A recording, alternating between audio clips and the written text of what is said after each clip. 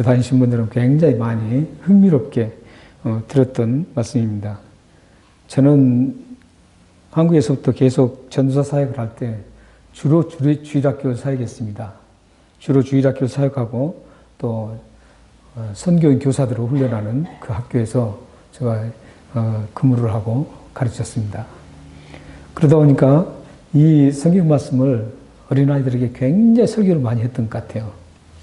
근데 오늘 본 말씀을 보면 우리들이 들었던 그 생생한 장면들, 바다가 잔잔했던 이 어린이 찬송도 있습니다. 이 찬송을 우리가 함께 생각하면서 함께 듣겠습니다. 저는 설교 제목을 잡을 때 될 수 있으면 성경 본문 말씀에 나오는 말씀 그대로를 설교 제목으로 선택을 합니다. 어쩔 수 없는 경우에는 그렇지 않지만 설교 제목을 잡을 때 본문 속에서 가장 중요하게 다루는, 가장 중요하다고 생각한 것을 설교 본문으로, 제목으로 제가 선택을 합니다. 근데 오늘 설교 제목은 어찌하여 아직도라는 그런 설교 제목입니다. 근데 오늘 우리나라 성경에 보면은 어찌하여, 어찌라는 말은 나오는데 아직도라는 말은 보이지 않습니다. 근데 이 아직도는 굉장히 중요한 말씀입니다. 이 본문 속에서 가장 중요하게 예수님께서 여기시는 단어가 사실 아직도입니다. 그런데 오늘 본문에는 지금 번역을 아직도를 빼버렸습니다. 그러니까 예전의 성경에는 아직도가 들어가 있습니다. 그러니까 예전 성경이 이 부분에서는 번역을 더 잘했다는 겁니다. 그리고 영어 성경에 보면 아직도라는 단어가 거기 다 담겨 있습니다. 그런데 우리나라 성경, 지금 사용하고 있는 성경은 이 아직도가 없습니다. 근데 이 아직도라는 단어는 무척 중요합니다. 본문에서 예수님이 가장 중요하게 생각하셨던 단어입니다. 그래서 설교 제목을 제가 어찌하여 아직도 이 제목을 잡았습니다.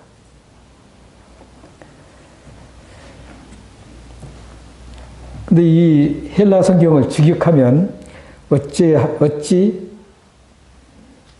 너희가 어찌 믿음이 없느냐 40절 말씀입니다.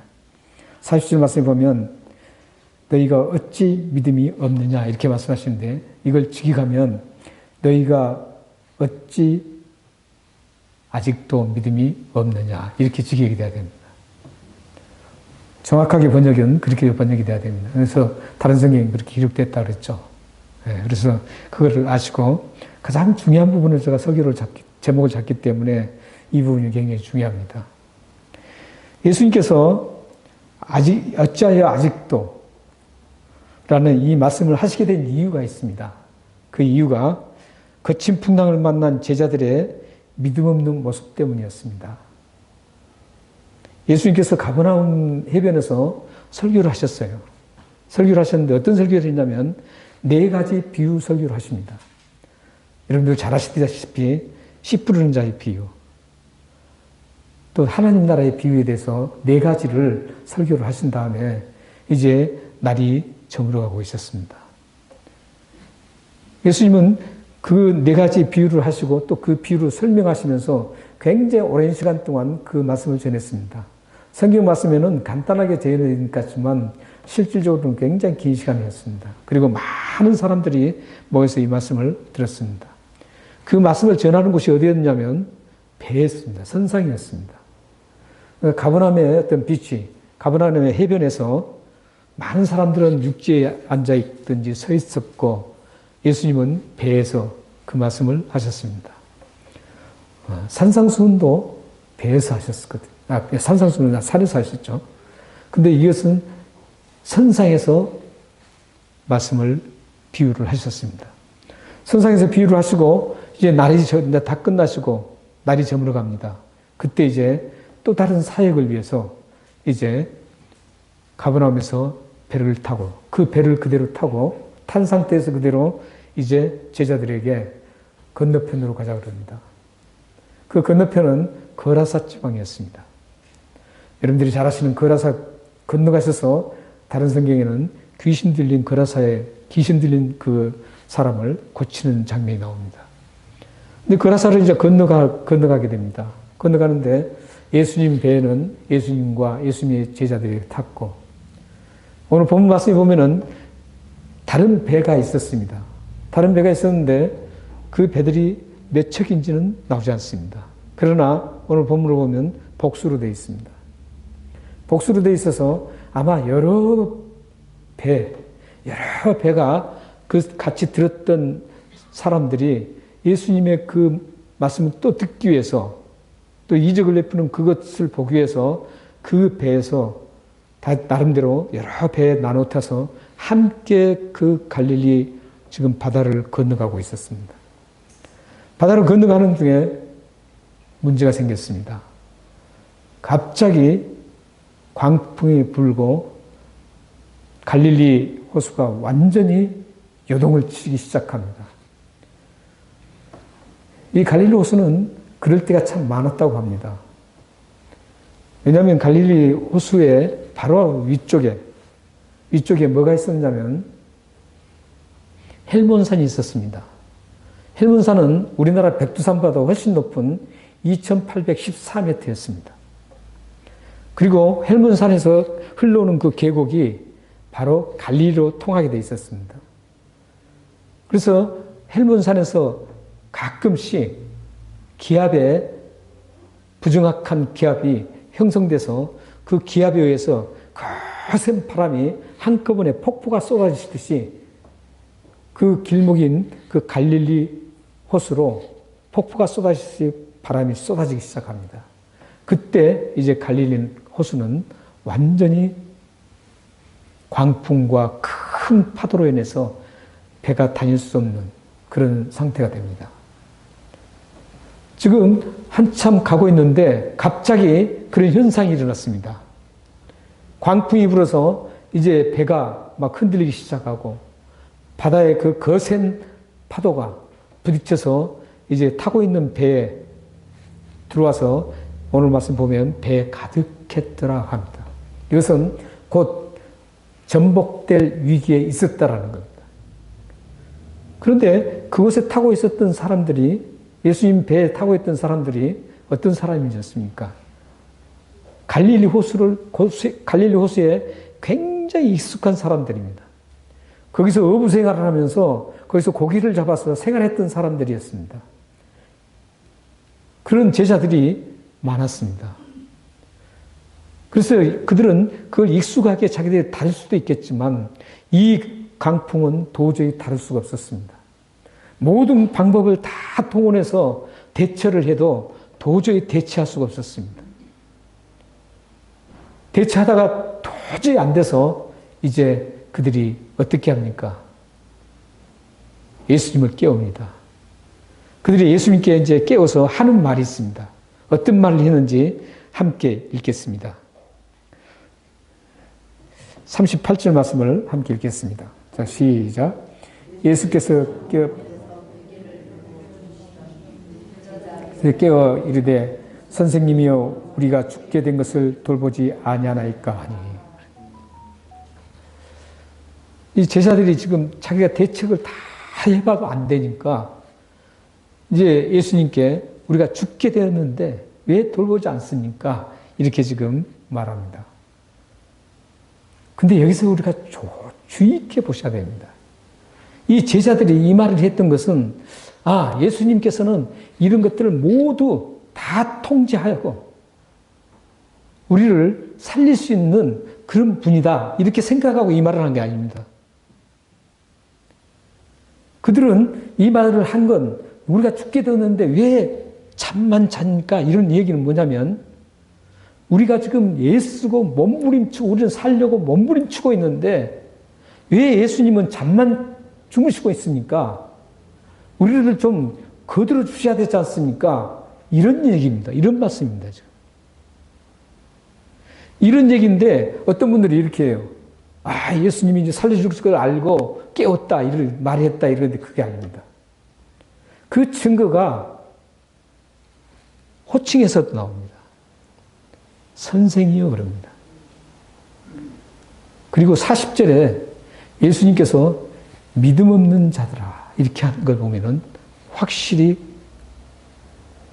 그들이 말했던 것이 예수님이 그것을 다 통제시키고 살려줄 거라고 도와달라고 그렇게 했던 게 아니라 하나의 데모대처럼, 공사판의 데모대처럼 일을 열심히 하니까 도와주는, 거들어주는 그런 존재로 지금 인식하고 있는 겁니다. 우리는 지금 이렇게 애쓰고 있는데 예수님이 왜 잠만 잡니까? 이거예요, 지금. 예수님은 이제 너무 피곤했던 거예요. 너무 피곤하셔서 이제 고물이라는 것은 배의 후미를 얘기합니다. 뒤편. 뒤편에 베개가 있었던 게 아니라 베개처럼 그 나무로 만든 부착된 베개처럼 이렇게 기댈 수 있는 곳이 있었는데 거기 기대고 예수님이 주무셨던 겁니다. 너무 피곤해서 주무시는데 지금 제자들은 열심히 하는데도 불구하고 예수님은 주무시기만 하는 거죠. 그러니까 왜 우리가 살려고 몸부림칠 때 좀 같이 도와줘야 될 거 아닙니까? 이런 의미예요. 예수님이 그 말씀을 듣고 이제 바다를 잠잠케 합니다. 예수님이 그 말씀을 듣고 깨어서 바람을 꾸짖습니다. 꾸짖으면서 하시는 말씀이 바다들에 이르되 잠잠하라 고요하라 이렇게 말씀합니다. 이 말씀을 하자 여러분들 잘 아시는 것처럼 그 거센 광풍도 바람이 잔잔해졌고 그 거센 파도도 고요했습니다. 이제 갈릴리 호수는 완전히 평정을 찾았습니다. 완전한 평정을 찾고 있을 때 예수님께서 제자들에게 하시는 말씀이 있습니다. 그 말씀이 바로 40절입니다. 어떤 말씀을 하셨는지 40절 말씀을 한번 보겠습니다. 이에 제자들에게 이르되 어찌하여 이렇게 무서워하여 너희가 어찌 믿음이 없느니라 하시니 이렇게 말씀합니다. 여기 어찌 아직도 믿음이 없느냐. 여기 우리는 이 단어에 주목해야 합니다. 왜냐하면 이 단어 속에 어찌 아직도 이 단어 속에 예수님께서 제자들을 향한 모든 마음이 여기에 담겨 있습니다. 예수님은 지금 제자들을 향해서 하고 싶은 말이 무척 많습니다. 그런데 그 말씀을 농축해서 하시는 말씀이 어찌 아직도 이겁니다. 이 말은 무슨 어떤 말씀이냐면 지금까지 나를 따라다니면서 그 죽어가는 사람들을 고치고 그 능력적인 모습을 볼 수 있는 기회가 충분히 있었습니다. 그래서 그것을 보면서 예수님이 어떠신 분이라는 것을 충분히 알 수 있는 그 기간이었습니다. 예수님이 어떠신 분인지 아무도 모르는 지난주에도 우리가 다뤘지 않습니까? 그 엄청난 일들을 하신 거예요. 하셨는데 그런 충분한 예수님을 인식할 수 있는 충분한 시간을 가졌는데도 불구하고 이 광풍이라는 장애물 앞에 예수님을 하찮은 사람으로 평가하고 있습니다. 예수님이 한갓 자신들의 그 애쓰는 걸 도와주는 그런 역할로밖에 생각을 안 했습니다. 예수님께서는 단 한마디로 잠잠하라 고요하라 했을 때 잠잠해진 것처럼 그런 능력 있는 하나님이라는 것을 그들은 하나님의 존재라는 것을 예수님이 몰랐습니다. 예수님이 이러신 분이었습니다. 그럼에도 불구하고 제자들은 어찌 아직도 그것을 모르고 있었다는 겁니다. 이 말씀에 예수님이 굉장히 답답하다는 의식이 느껴지지 않습니까? 이 정도 됐으면 이제 알 때가 됐는데 아직도 이러느냐 이겁니다. 이제 생각의 변화가 일어날 수 있는데 아직도 그런 생각을 가지고 있느냐. 이제 너희 말이 너희 행동들이 이제 변화가 있을 때가 됐는데, 충분한 시간이 됐는데 아직도 그러느냐? 나를 믿을 수 있는 충분한 시간이 주어졌는데도 불구하고 그걸 아직도 믿지 못하는 그 제자들에게 지금 예수님께서는 답답한 심정으로, 또한 안타까운 심정으로 지금 이 말씀을 하고 계십니다. 아직도. 그렇다면 이 말씀을 이 제자들에게만 하는 말씀일까요? 아닙니다. 예수님은 지금 우리에게도 어찌 아직도 너희들이 변하지 않고 있냐, 이런 말씀이에요. 너희들은 나를 지금도 한갓 물질이나 도와주고 병이나 낫게 하고 너희들의 앞길을 조금 도와주는 그런 존재로밖에 알고 있느냐? 아직도 그러느냐? 이거예요. 예수님은 모든 만물들을 잠잠케 할 수 있는 분입니다. 사실 잠잠하라 고요하라는 이 말씀은, 이 명령은 지각동사여야 됩니다. 예를 들어서 지각 있는 존재들에게 명령을 하는 겁니다. 우리처럼 지각을 가진 사람에게 명령을 해야 되는 거거든요.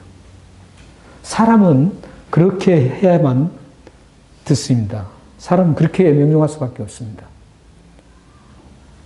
예를 들어서 꽃을 보고 야, 너 시들어가는 꽃을 보고 왜 그렇게 시들어가느냐? 시들지 마라! 그러면은 말 듣습니까? 우리 집에 그 이름이 소울이라는 고양이가 있습니다. 제가 고양이를 참 싫어했는데 이 소울이라는 고양이를 기르면서 고양이를 무척 좋아하게 됐습니다. 제가 원래 동물을 참 좋아하거든요. 근데 고양이만큼은 어렸을 때부터, 시골에서부터 이상하게 많은 얘기를 들어서 굉장히 싫어했습니다. 그런데 소울이라는 고양이를 길러보니까 고양이도 참 예쁘더라고요. 근데 이 소울에게 말을 하면은 듣는 것도 있지만 못 듣는 게 사람하고 비교가 안 됩니다. 그래서 이 고양이는 그래도 살아있잖아요. 그러니까 좀 들을 수 있죠. 근데 지금 이 바람은 잡을 수도 없고 볼 수도 없고 이런 존재입니다. 근데 예수님은 그 존재에게 명령을 하는 겁니다. 명령을 해서 그걸 잠잠케 만드십니다. 그리고 바다가 고요하게 만듭니다.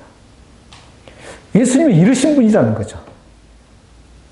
예수님은 이 세상 모든 만물을 창조하신 분이기 때문에 우리를 구원하실 능력이 있는 분이고 우리에게 영원한 생명을 주실 수 있는 분이고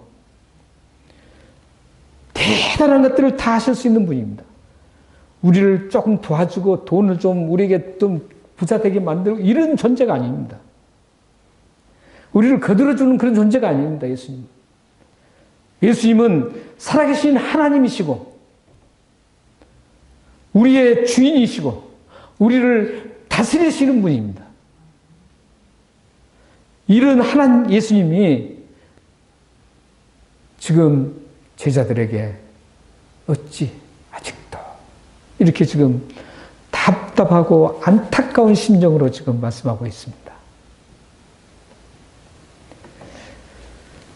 지금 제자들은 큰 장애물을 겪었습니다. 곧 죽음 직전까지 있을 그런 직전에 이제 예수님으로 인해서 그 장애물이 다 해결되었습니다. 예수님이 답답했던 것은 지금 그 모든 것을 통제하고 그 모든 것을 다 깨끗하게 처리할 수 있는 그런 장애물을 깨끗하게 처리할 수 있는 그런 한 예수님이 그들과 한 배를 타고 있었는데도 불구하고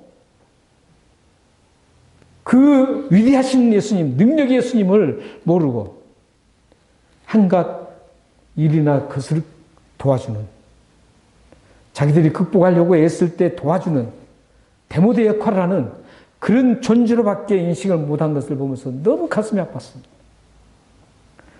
예수님도 지금도 주님은 우리가 그런 삶을 살면 이 제자들을 보는 심정으로 우리에게 가슴이 아프고 안타까워서 지금 대단하게 안타까워할 겁니다. 여러분, 우리가 살다 보면 사실 장애물들이 참 많이 만나게 됩니다. 장애물을 참 많이 만나게 되는데 그 장애물이 만났을 때 우리는 어떻게 극복할 수 있을까요? 성경은 모든 사람들을 향해서 이 세상에서 영원한 살 존재로 보지 않습니다. 성경 말씀은 항상 이 세상에서 우리 존재들이 영원히 살 존재로 얘기하지 않습니다. 언젠가 떠나야 되는 나그네로 소개하고 있습니다. 정말 그렇습니다. 저도 이제 나이가 그렇게 많지 않지만 제가 우리 교회 올 때 30대였습니다. 제가 30대였나? 갑자기 생각이 안 나요. 계산이 저는 수학 머리가 없어서 굉장히 젊었습니다. 머리도 막 이했었고요. 막 머리카락도 많았고요. 주름살도 없이 팽팽했었고요. 키도 좀 더 컸던 것 같아요.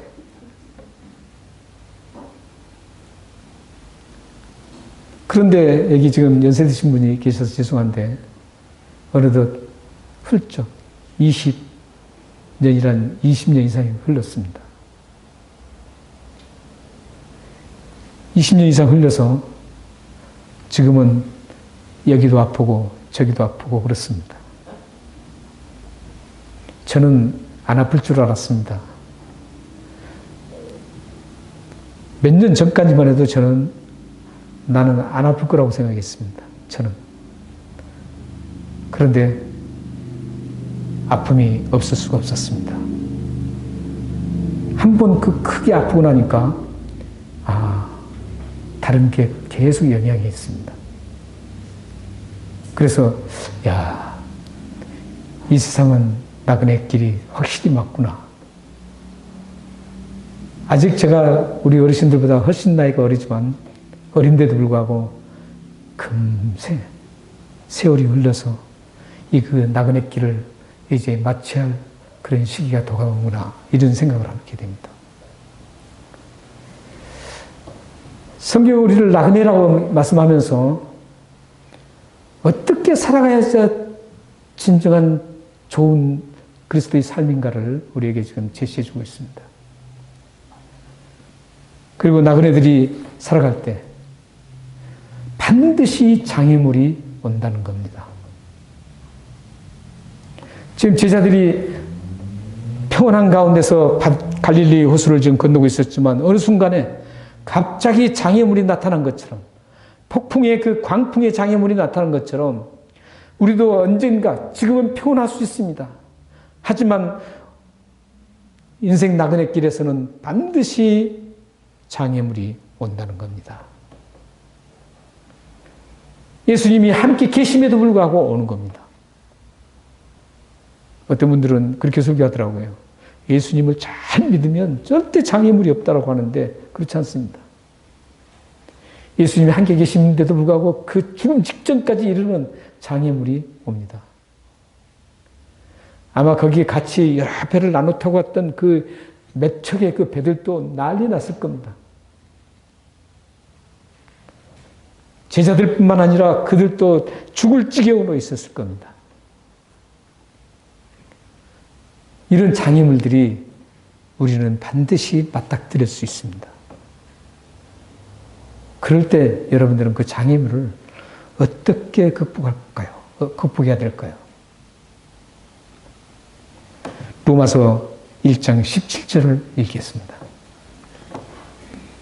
함께 읽겠습니다. 자, 시작. 복음에는 하나님의 의가 나타나서 믿음으로 믿음에 이르게 하나니 기록된 바 오직 의인은 믿음으로 살리라 함과 같으니라. 오늘 말씀에서 예수님께서 제자들에게 어찌 아직도 믿음이 없느냐? 그 말씀은 너희들이 믿음이 있었다면 내가 이 배에 타고 있다는 그 존재가 예수 그리스도시고 하나님이신 존재가 함께 있다는 것을 알고 그분을 확실하게 믿고 있었다면 그 어떤 폭풍이 아니고 폭풍 할아버지라고 해도 그 믿음 때문에 모든 것이 극복됐을 거라는 말씀입니다. 제자들이 어수선하게 자신들이 뭔가 그걸 극복하려고 한 게 아니라 예수님을 믿고 예수님 지금 이런 상황인데 예수님 우리를 살려주십시오. 이렇게 해야 됐었습니다. 그러나 그들은 그렇게 하지 않고 자기들의 힘으로 하다가 안 되니까 자기들의 힘은 안 되니까 조금이라도 거들어 달라 이런 식으로 지금 예수님을 깨웠습니다. 말을 하고. 예수님께서는 믿음이 없는 그 책망을 하신 이유가 믿음이 있었다면 그 스스로 그 믿음으로 그 광풍을 이기고 어떤 방법으로든 이기고 평온을 찾았을 것이라는 겁니다. 여러분의 삶 속에서도 장애물이 있을 때 극복할 수 있는 방법은 오직 믿음입니다. 로마서 1장 17절 말씀에 보면 의인은 믿음으로 살리라 이 말씀을 하고 있습니다. 저기 믿음으로 믿음에 이르게 하나니 저 말씀에 보면 저 두 믿음이 다른 믿음입니다. 예전에 우리가 로마서 커피브레이크 하실 때 아마 이 부분을 나누셨던 분들은 기억하실지 모르겠습니다. 이 부분을 나눴었습니다. 저 믿음으로 믿음에 이르는 그 말씀은 다른 믿음을 얘기하고 있습니다. 앞에 믿음으로 믿음에 이름이나니 앞에 믿음은 어떤 믿음이냐면 우리 행위로 구원받지 못하고 예수 그리스도를 믿음으로 구원받았기 때문 그 믿음을 말합니다. 뒤에 믿음은 어떤 믿음이냐면 그렇게 믿는 사람이 이 세상 나그네 길을 살아갈 때 그 믿음의 근거에서 하나님을 굳게 붙잡고 살아가는 그 믿음을 말합니다. 그래서 오직 의인은 믿음으로 말미암아 살리라 함과 같으니라 이 말씀도 이 두 가지가 포함되어 있습니다. 이 두 가지를 지금 사도 바울이 이 오직 의인은 믿음으로 살리라 이 말씀을 어디서 인용했냐면은 하박국 2장 4절에서 인용을 한 겁니다. 한번 읽어보겠습니다. 시작. 보라 그의 마음은 교만하며 그 속에서 정하지 못하나니 의인은 그 믿음으로 말미암아 살리라. 여기서 인용했거든요. 근데 믿음이 다른 믿음입니다. 하박국 믿음은 마음이 교만하고 정직하지 못하게 살아가는 하나님의 백성들이 정직하지 못하게 살아가는 사람들에게 믿음으로 살아가야 된다 이 말씀이었어요.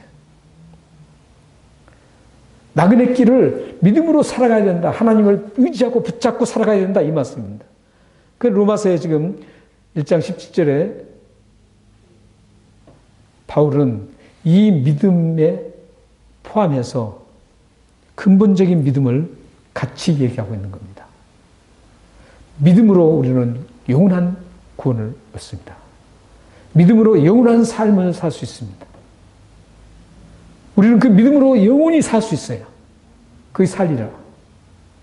그런데 그렇게 믿음으로 영원히 사는 사람은 반드시 이 세상 나그네 길에 살아갈 때 그 믿음의 근거에서 믿음의 사람처럼 하나님을 굳건히 붙잡고 어떤 장애물이 있어도 그걸 붙잡고 이기며 나가는, 극복하며 나가는 그 믿음을 가지는 것이죠. 그래서 믿음은 이 두 가지입니다. 여러분들은 이미 그리스도를 믿고 죄를 용서받고 영원히 살리란 말씀을 이룬 축복자들입니다. 축복의 사람들입니다. 그렇다면 그 믿음을 가진 그 믿음 근거에 위해서 이제 우리의 나그네 길 그 삶을 어떻게 살아갈 것인가? 오직 믿음으로 살아가라 이겁니다. 믿음으로 살아가야 됩니다. 우리에게는 언제 어떤 장애물이 있을지 모릅니다. 그 장애물을 극복하는 것은 하나님을 의지하고 믿음으로 살아가는 방법밖에 없습니다. 그래야만 완전하게 해결되는 겁니다. 예수 그리스도에서 잔잔하라 해서 해결된 것처럼 그래야만 완벽하게 끝이 맺어집니다. 그렇지 않고 여러분의 방법을 동원하고 무슨 인간적인 방법을 동원할 때마다 해결된 것 같지만 해결되지 않습니다. 우리는 언젠가 나그네 길에 장애물이 있을 수 있습니다. 경제적인 장애물로 인해서 어려움을 겪을 수 있습니다. 자녀들이 앞날에 장애물로 인해서 그 힘들어를 할 수 있습니다. 여러분의 건강이 장애물이 될 수 있습니다.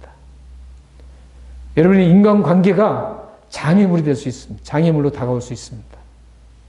이런 모든 장애물이 있을 때 여러분들이 반드시 해결책은 오직 하나님을 붙잡고 가는 그 믿음밖에 없습니다.